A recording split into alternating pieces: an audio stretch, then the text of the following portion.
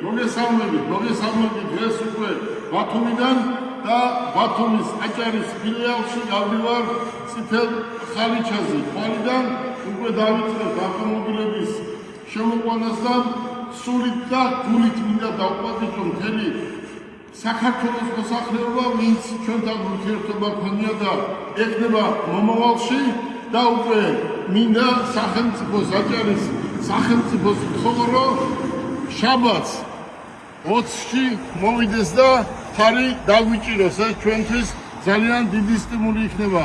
ავტომობილები უკვე ჩამოყვანილია, ამდენი ავტომობილი აჭარაში ერთად არ ყოფილა.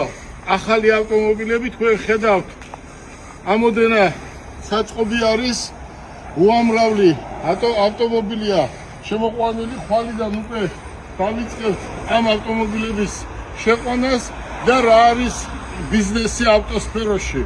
ჩვენ ჰაერში არ ვსაუბრობთ, ჩვენ რეალურად საქმეს ვაკეთებთ.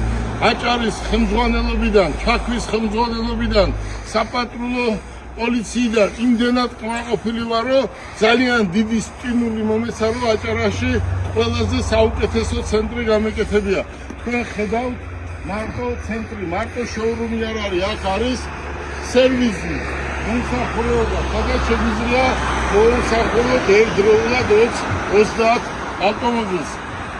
კიდევ ჩემს მეგობრებს ყველას მინდა ვთხოვო, რომ ეს იქნება ხარდაჭერა ჩვენი კომპანიის, თუ 20-ში 2 საათზე მობზანდებით ბათუმოტორსის ბათუმის ჩაქვის ფილიალში.